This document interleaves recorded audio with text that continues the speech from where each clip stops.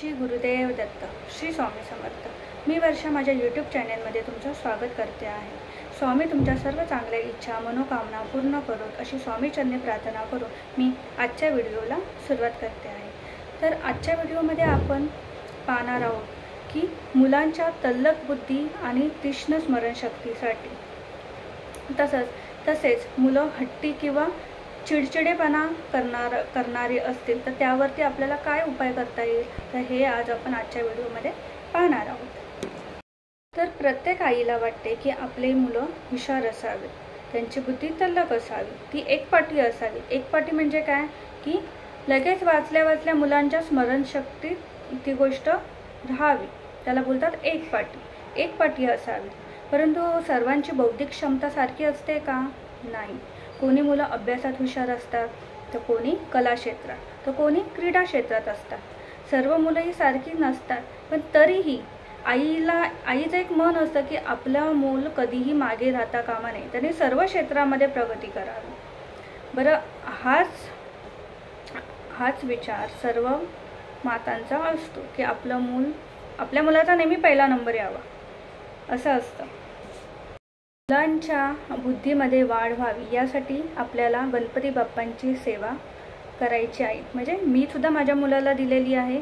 अगदी लहान तो ज्युनियर KG मध्ये होता तेव्हापासून त्याला ही सेवा मी स्वतः त्याला दिलेली आहे करायला, आणि आता तो 5th स्टँडर्डला आहे। ओके, तर गणपती बाप्पाची सेवा अशी आहे की गणपती बाप्पाची सेवा मी तुम्हाला देणार आहे। गणपती बाप्पा हे विद्येचं दैवत आहे। आता तुम्ही बोलाल की आमची मुलं सेवा करायला नाही बसणार, तर मुलांना सेवा करायला द्या असं मी बोलत नाही। तुम्हाला मुलांना सोबत घेऊन तुम्हाला ती सेवा करायची आहे। मुलांना सोबत बसवून तुम्हाला ती सेवा करून त्यांच्याकडनं घ्यायची आहे। एकदा सवय लागली ना की मुलं स्वतःहून करतात, पण जोपर्यंत मुलांना सवय नाही लागत तोपर्यंत आपल्या आयांना, म्हणजे आपण आई आहोत, तर आपण आपल्या मुलाला घेऊन ते जे आहे स्तोत्र मंत्र हे आपण त्यांना घेऊन बोलायचे आहे, त्यांच्याकडनं बोलून करून घ्यायचं आहे। मुलं स्वतःहून नाहीच बसणार, कारण ती लहान आहेत, त्यांना तेवढं नाही समजत आहे, आपल्याला समजतं आहे। त्यामुळे आपण त्यांना घेऊन बसायचं आहे जोपर्यंत त्यांचं पाठांतर होत नाही तोपर्यंत। एकदा पाठांतर झालं की मुलं स्वतःहून करतात, त्यांना एक सवय लागते, रुटीन त्यांच्या रोजच्या दिनचर्येमध्ये ते एक त्यांना तसा नियम घालून द्यायचा। हे पहा, जसं आपण त्यांना वळण लावतो तसं मुलांना वळण पुढे लागत जातं। तर तुम्ही बोलणार ना, नाही करत आहे तो, नाही बसत आहे, तर असं नाही चालणार, किंवा मग ते काही करणारच नाही पुढे। जेव्हा तुम्ही एक पाऊल पुढे याल ना, तेव्हा ती मुलंसुद्धा तुमच्यासोबत एक पाऊल पुढे येणार। तुम्ही प्रयत्न करा, मुलं बसणार। आता सेवा कोणती आहे ती मी सांगते। आपल्याला मुलांकडून गणपती स्तोत्र आणि गणपती अथर्वशीर्ष हे बोलून घ्यायचं आहे। गणपती अथर्वशीर्ष हे 16 वेळा बोलायचं असतं, पण तुम्ही एकदा बोललात तरी चालणार आहे। गणपती स्तोत्र सुद्धा एकदा बोललं तरी चालणार आहे, पण नित्य नियमाने ते रोज बोललं गेलं पाहिजे। आता अथर्वशीर्ष हे तुम्हाला आपल्या नित्यसेवेच्या पुस्तकामध्ये मिळून जाईल। त्याचबरोबर तुम्हाला प्रज्ञाविवर्धन स्तोत्र हेही बोलायचं आहे। प्रज्ञाविवर्धन स्तोत्र हे तुम्हाला गुगलला सर्च केलं तर मिळून जाईल। हे सुद्धा रोज नित्य नियमाने बोलायचं आहे। याचा प्रभाव खूप चांगला आहे, तुम्ही बघा। हे जर मुलांना तुम्ही आत्तापासून बोलायची सुरुवात केलीत ना, पुढे त्यांची जी प्रगती होईल ना ती तुम्ही स्वतः अनुभवाल। मुलांचं मन याच्याने शांत राहील, स्थिर राहील, एकाग्र होईल। तुम्ही तुमच्या मुलांकडनं या सेवा करून घ्या। त्याचबरोबर मला तुम्हाला हे सांगायचं आहे की दर महिन्याची आपली पंचमी येते, शुद्ध पंचमी। शुद्ध पंचमीला आपण माता सरस्वतीची पूजा करतो। आता जिथे माता सरस्वती असते तिथे माता लक्ष्मीसुद्धा असते, तर माता सरस्वतीची पूजा आपण दर पंचमीला करतो। तर या दिवशी संध्याकाळी तुम्हाला आपल्या मुलांच्या जिभेवरती मधाने दर्भाच्या काडीने ऐम असं लिहायचं आहे। आता दर्भाची काडी नाही मिळाली तुम्हाला, तर आपला कानातल्याचा जो दांडा असतो ना सोन्याचा, त्याच्याने तुम्हाला ते मधामध्ये बुडवून तुम्ही त्या जिभेवरती मुलांच्या ऐम असं काढायचं आहे संध्याकाळी। आता याच्याने काय होईल याच्याने मुलं तुमची एकपाटी होतील. हा उपाय मी सुद्धा करते माझ्या मुलावरती. ओके, तर मुलं याच्याने काय होतील, एकपाटी होतील. एकपाटी काय ते मी मगाशी तुम्हाला सांगितलं. मुलांना एका ह्याच्यामध्ये मुलांच्या एका वाचनाने मुलांच्या स्मरणशक्तीमध्ये ती गोष्ट राहते, त्याला म्हणतात एकपाटी. ओके, तर हा उपाय तुम्ही स्वतः करून बघा आणि त्याचा अनुभव घ्या.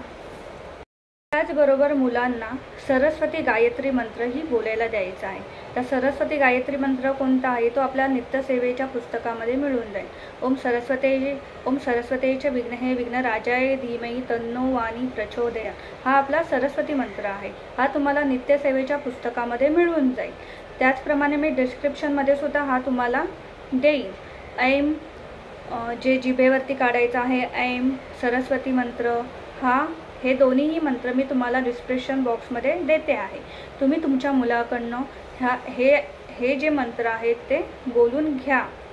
प्लीज माझी तुम्हाला कळकळीची विनंती आहे, हे मंत्र तुम्ही तुमच्या मुलांकडनं बोलून घ्या.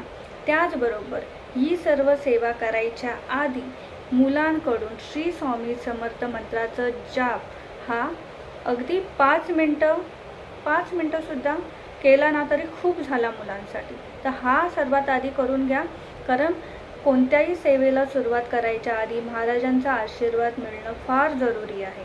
म्हणून स्वामींची 5 मिनटं नाडीवरती हात ठेवून स्वामींचं नामजप हे झालंच पाहिजे. तुम्ही मुलांना सवय लावा. मुलं करतात, आपण जे सांगू ते मुलं करतात, फक्त त्यांना नित्यनियमाने बसवलं पाहिजे. मुलं बरोबर करतात. हे जे त्यांचं जे रुटीन आहे त्याच्यामध्ये हे तुम्ही थोडं घाला. तुम्ही बोलाल मुलं खरंच बसतील का, मुलं आळस करतात, नाही करणार. तुम्ही थोडी मेहनत मुलांवर घ्या. मी माझ्या मुलालाही अशीच सवय लावलेली आहे. आपल्यालाही आई म्हणून थोडी मेहनत घ्यायला लागते. मुलं अशीच हुशार होत नाही, त्यांच्या पाठीमागे आपलाही तेवढाच हात असतो. आपण त्यांच्याकडे ह्या गोष्टी करून घ्यायच्या असतात.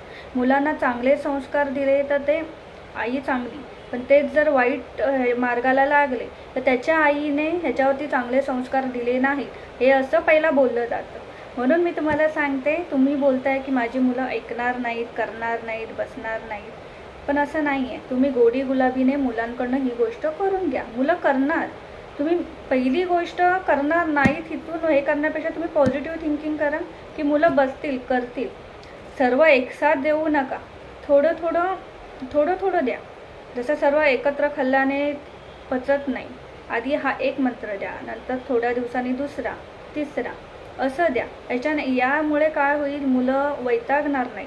त्यांना ही गोष्ट करताना गोडी लागेल, त्याची त्यांना सवय होऊन जाईल. नंतरला मुलंच तुम्हाला बोलतील, मम्मी हे मला करायचं आहे, मी बसतो हे करायला, स्वतःच बोलतील ती. म्हणून सांगते, तुम्ही हे मुलांकडनं करून घ्या. मुलं सेवा करायला लागल्यावरती शाण्यासारखी वागणार, शांत होणार. त्यांचं मन जे कन्फ्यूज असतात ना, काही मुलं कन्फ्यूज असतात, काय करायचं त्यांना समजत नाही. आपण म्हणतो ना गोंधळलेलं मूल आहे हे, तर ते राहणार नाही. ती मुलं शांत होणार, त्यांचं मन शांत होणार, एकाग्र होणार आणि ती चिडचिडेपणाही त्यांचा या सर्व सेवा केल्याने कमी होणार. के बोलून मी माझा व्हिडिओ इथेच संपवते आहे. झालेली सेवा महाराजांच्या चरणी रुजू करते आहे. तुम्हाला माझा व्हिडिओ आवडला असल्यास प्लीज लाईक, शेअर आणि सबस्क्राईब करायला विसरू नका. श्री स्वामी समर्थ. धन्यवाद.